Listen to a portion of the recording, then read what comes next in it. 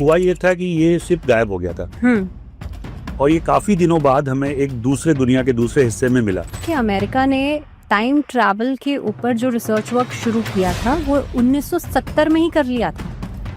देखिए 1970 में तो ये हमारे संज्ञान में आया है। हाँ। रिसर्च तो आइंस्टीन ने पहले ही थ्योरी ऑफ रिलेटिविटी निकाली थी, जिसको हम सापेक्षता का सिद्धांत कहते हैं। अच्छा, कई बार लोग आपको पास्ट लाइफ में लेके जाते हैं, ऐसे में बॉडी वहीं रहती है, लेकिन कहा जाता है कि आपकी सोल जो है या आपका जो ब्रेन है वो पिछले दुनिया में चला जाता है। क्या इसे भी टाइम ट्रैवल से जोड़ा जा सकता है? चेतना को, मानसिक चेतना को किसी वजह से हम वापस पुराने टाइम में भेजते हैं और हम उन घटनाओं को निकालते हैं। लेकिन आइंस्टीन की रिसर्च के हिसाब से किस हिसाब से हम प्रूव कर सकते हैं कि वाकई में टाइम ट्रैवल किया जा सकता था? उन्होंने एक फार्मूला दिया था ना, E=mc²। गीता में भगवान कृष्ण ने बोला था कि एनर्जी को हम पैदा नहीं कर सकते, सिर्फ कन्वर्ट कर सकते हैं। यूएफओ एक शब्द है जो कि बड़ा अट्रैक्ट करता है।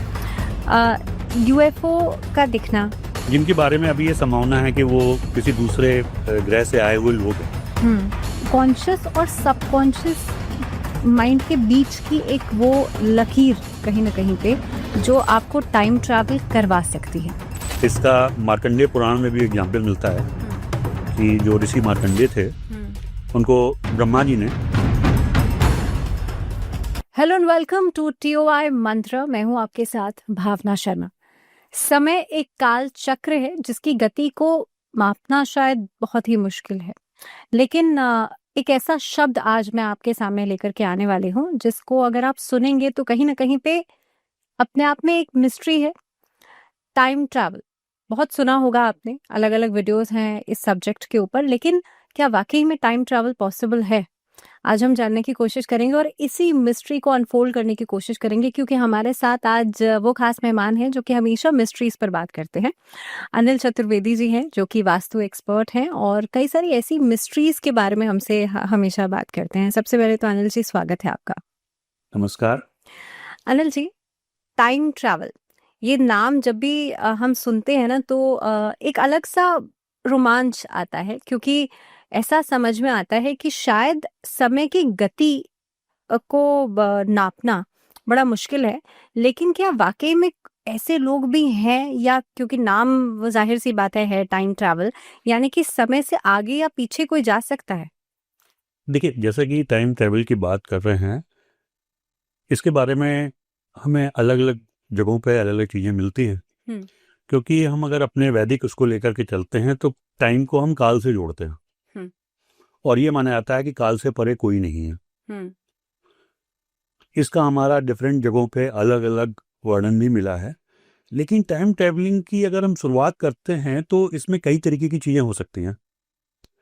हम फ्यूचर में जाकर के देख सकते हैं अपने समय से आगे, तो जिसको हम फ्यूचर ट्रैवलिंग कहते हैं, या हम पास्ट में जा सकते हैं जिसपे अभी तक कोई खास काम नहीं हुआ है, या एक तरीके का ये भी तरीका होता है कि हमारा कुछ समय के लिए हम एक जगह टाइम फ्रेम में रुक गए और टाइम मूव करने लगा। इस पे अलग अलग मूवीज भी बनी हैं अलग अलग लोगों की इसके हिसाब से।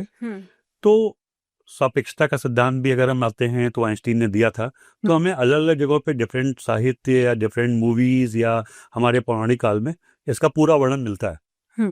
तो पूरी तरीके से हम डिनाई नहीं कर सकते, लेकिन हमारी रिसर्च अभी जारी है और साइंस इस पे काफी तेजी से काम कर रही है। क्योंकि अनिल जी ऐसा कहते हैं ना, या ऐसा मानना भी है लोगों का कि जरूरी नहीं है जो चीज हमें पता नहीं है वो एग्जिस्ट नहीं करती। टाइम ट्रैवल सुनने में जितना अट्रैक्टिव लगता है कि क्या वाकई में, मतलब मैं अगर सोचूं तो मुझे ऐसा लगता है कि वाकई में मैं 10 साल पीछे जा सकती हूँ या 10 साल आगे जाकर के देख सकती हूँ कि मेरे साथ क्या होने वाला है। लेकिन ये कल्पना से परे की बात लगती है।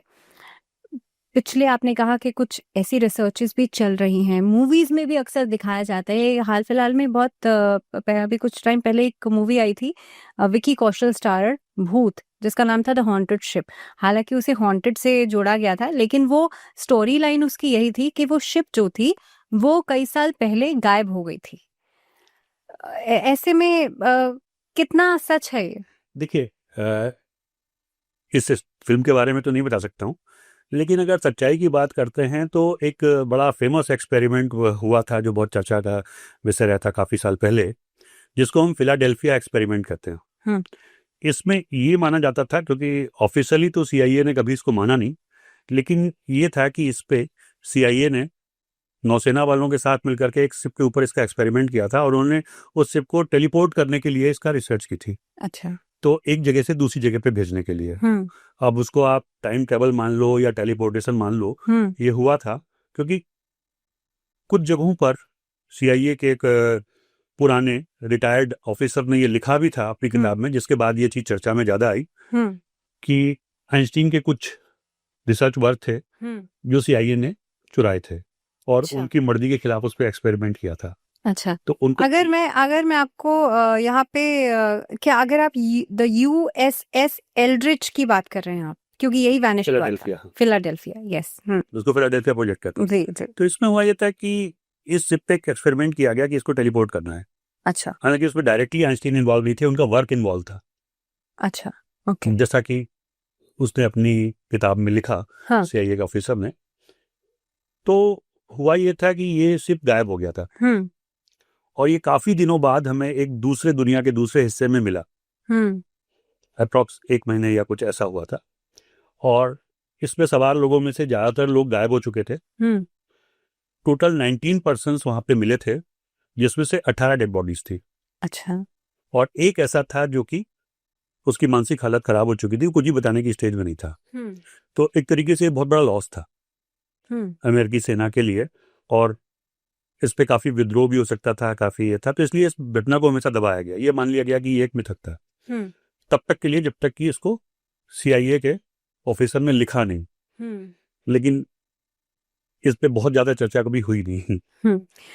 क्योंकि आप यहाँ पे फिलाडेल्फिया की बात आ रही है, तो पेगासस रिसर्च के हिसाब से ऐसा माना जाता है कि अमेरिका ने टाइम ट्रैवल के ऊपर जो रिसर्च वर्क शुरू किया था वो 1970 में ही कर लिया था।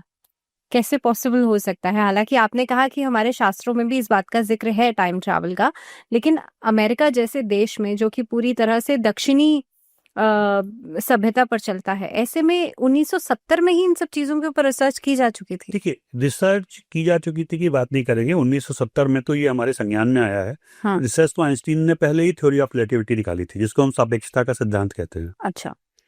उन्होंने एक फार्मूला दिया था उस टाइम, जिसको आज भी फिजिक्स के बच्चे जानते हैं, E=mc²। उसमें यह था कि अगर किसी चीज की स्पीड हमारी लाइट की स्पीड या उसके बराबर हो जाती है या उससे ज्यादा हो जाती है, तो हम पास्ट में चले जाते हैं या फ्यूचर में टाइम ट्रेवल कर सकते हैं। तो आइंस्टीन ने इसको इस तरीके से समझाया, क्योंकि आइंस्टीन के पहले जब न्यूटन हुआ करते थे, न्यूटन ने हमेशा टाइम को कांस्टेंट माना, उन्होंने टाइम हमेशा एक जैसा चलता है। लेकिन आइंस्टीन, जिनको कि हम आधुनिक भौतिकी का जनक कहते हैं, इन्होंने कहा नहीं, टाइम पे सापेक्षता का सिद्धांत लगता है, हम किस जगह से खड़े होकर क्या देख रहे हैं इसके ऊपर उन्होंने रिसर्च की थी। तो उन्होंने बताया था कि अगर हमारी स्पीड बढ़ती जाएगी तो हमारी थ्योरी ऑफ रिलेटिविटी के हिसाब से हमारा टाइम जो है वो स्लो होता चला जाएगा।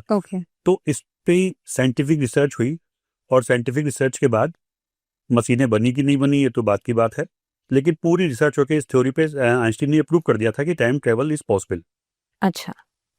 क्योंकि हम यहाँ पे टाइम ट्रैवल की बात कर रहे हैं और कई बार क्या होता है कि ये इस तरीके के एक्सपेरिमेंट्स भी देखे जाते हैं, तो मैं ये समझने की कोशिश कर रही हूँ।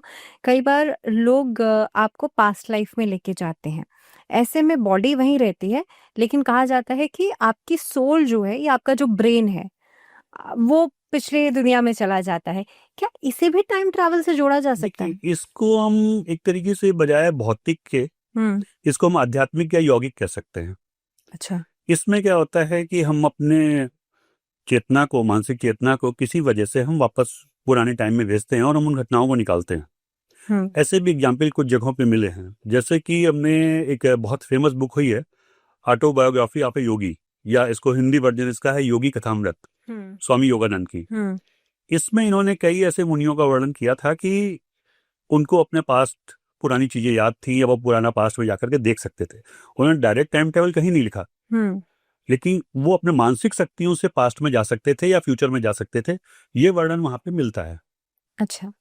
ऐसे में क्योंकि यहाँ पे कहीं ना कहीं पे कई सारी चीजें, आपने आइंस्टाइन की बात की, लेकिन आइंस्टाइन की रिसर्च के हिसाब से किस हिसाब से हम प्रूव कर सकते हैं कि वाकई में टाइम ट्रैवल किया जा सकता था? देखिए, उन्होंने फार्मूला दिया था ना, E=mc²। तो अगर इसको समझेंगे तो जो हमारी एनर्जी होती है लेकिन इसको हम कहीं ना कहीं गीता के उससे भी जोड़ सकते हैं। गीता में भगवान कृष्ण ने बोला था कि एनर्जी को हम पैदा नहीं कर सकते, सिर्फ कन्वर्ट कर सकते हैं। थर्मोडायनेमिक्स का लॉ भी है। तो इसी तरीके से आइंस्टीन का भी मैटर आता है। ई जहाँ पे एनर्जी थी, एम वहां पे हमारा उसका वेट था, और C is the light of speed थी। तो अगर हम E equal to MC square करते हैं, यानी कि एनर्जी बराबर है हमारे वेट के एंड लाइट ऑफ स्पीड के स्क्वायर के। तो यहाँ पर अगर हम किसी चीज का एम निकालना चाहते हैं इस फार्मूले से, तो E/C स्क्वायर हो जाता है। तो अगर सी हमारा बढ़ जाएगा किसी पर्टिकुलर पॉइंट पे जाकर के, तो वो हमारा द्रव्यमान उसका इंफिनिटी में चला जाता है, जो कि प्रैक्टिकली पॉसिबल नहीं है। और जितनी भी हमारी टाइम है, इन्होंने चूंकि सापेक्षता के सिद्धांत से देखा था, तो हमारा जो ग्रेविटेशनल फोर्स है या जो गुरुत्वाकर्षण का नियम है, इन्होंने टाइम टेबल को इसी के अकॉर्डिंग डिफाइन किया था। अच्छा। तो जैसे मैंने बताया कि हमारे कई तरीके के टाइम टेबल पॉसिबल थे। हम फ्यूचर में जा सकते हैं, हम पास्ट में जा सकते हैं, या हम एक समय पर रुके रहते हैं। इसको ऐसे अगर मैं समझाऊंगा तो आप नहीं समझोगे, क्योंकि इसमें क्या है कि कई सारी फिल्में भी बनी हुई हैं। तो पहला एग्जाम्पल हम देते हैं फ्यूचर में जाने का, कि आप फ्यूचर में जा सकते हो। इस पे हमारी एक, अगर बॉलीवुड में बोलें तो एक मूवी आई थी लव 2050, हाँ।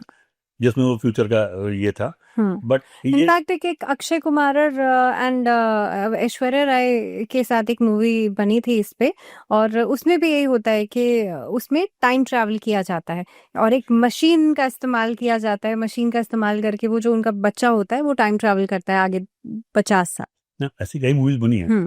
तो इस टाइप की मूवीज के लिए था। हॉलीवुड में बहुत सारी मूवीज बनी है। असल में टाइम टेबल का चर्चा में तब आया जब सबसे पहले एक टाइम टेबल पे इन्होंने लिखा था, स्टीफन हॉकिंग्स ने लिखा था 19वीं सेंचुरी की शुरुआत में। तो उसके बाद फिर ये टॉपिक ऐसा रहा कि इस पे बहुत लोगों ने चर्चा करी और लोगों ने इस पे मूवीज बनानी चालू करी, और ये होता चला गया। तो लोगों को सोच थी। लेकिन अनिल जी, ये तो यहाँ पे हम बात कर रहे हैं एक सोच की या एक रिसर्च वर्क की, लेकिन अगर हम पिछले समय की बात करें तो क्या शास्त्रों में इस बात का जिक्र मिलता है? महाभारत में आपने कहा कि कहीं ना कहीं पे ये बातें जो है ये मेंशन की गई हैं, तो क्या ऐसा रहा है कभी कि, या ऐसा हमें पढ़ने में आया हो कि किसी ने टाइम ट्रैवल किया हो? एग्जैक्टली। हम आपको एक एग्जाम्पल देते हैं भागवत पुराण के 9वें स्कंद का, जिसमें ये था कि एक राजा थे, रेवतक के नाम से उन्हें जाना जाता था, और वो गुजरात में थे। तो उनकी लड़की बहुत खूबसूरत थी, रेवती। तो उनको उस समय उसके जैसा कोई लड़का मिला नहीं पृथ्वी लोक पे। तो उन्होंने कहा कि हम जो है ब्रह्मलोक में जाते हैं। तो वो ब्रह्मलोक में पहुंचे। तो जब वो ब्रह्मलोक में पहुंचे तो ब्रह्मा जी अपना म्यूजिक का एक प्रोग्राम चल रहा था, उसमें बिजी थे वो, संगीत उसमें। तो इन्होंने कहा हम वेट कर लेते हैं। थोड़ी देर के बाद जब वो समय खत्म हुआ तो ब्रह्मा जी ने उनसे आने का कारण पूछा। इन्होंने कहा कि हम तो ऐसे ऐसे आए। तो ब्रह्मा जी ने कहा भाई ये तो बहुत गड़बड़ हो गई, यहाँ पर तो तुम्हारा कुछ पल हुआ है, लेकिन पृथ्वी पे तो 4 चतुर्युग बीत चुके। तो इनके लिए तो वो टाइम कांस्टेंट हो गया, वहां पर वो लाखों वर्ष बीत चुके थे। तो जब ये वापस पहुंचे तो देखा सब कुछ बदल चुका था। अच्छा। और पृथ्वी पे उस समय द्वापर युग चल रहा था, वही महाभारत वाला काल। अच्छा। तो बोले अब क्या करें? तो फिर उस समय यहाँ पर जिक्र मिलता है कि इन्होंने रेवती की शादी जो की थी वो बलराम से की थी, जो कृष्ण जी के भाई थे। तो ये एक बड़ा एग्जाम्पल था जो हमारे शास्त्रों में लिखा हुआ था। तो इसमें हम ये मान लेते हैं कि इन्होंने टाइम टेबल इस तरीके से नहीं किया, ये टाइम इनके लिए रुक गया था। अच्छा। क्योंकि ये अंतरिक्ष में चले गए थे ब्रह्मलोक पे, जो कि हमारी पृथ्वी की सीमाओं से परे था, पृथ्वी के गुरुत्वाकर्षण से बाहर गए थे। तो ये हुआ था, टाइम रुक गया था। यहाँ के वहाँ के कुछ पल यहाँ के लाखों सालों के बराबर थे। अगर उसको हम दूसरी तरीके से देखते हैं तो नाम तो मैं थोड़ा सा मिस कर रहा हूँ, समहाउ ग्रेनेडी नाम था, कि हमारे एक अंतरिक्ष यात्री हैं जिन्होंने सबसे ज्यादा 870 समथिंग डेज अंतरिक्ष में बिताए हैं। तो पृथ्वी के गुरुत्वाकर्षण से बाहर रहे। अच्छा। इतने दिनों में बाहर रहने के बाद उनका जो लाइफ स्पैन है वो 0.02 सेकेंड पीछे हो गया। अच्छा। तो is the only time travel in the world.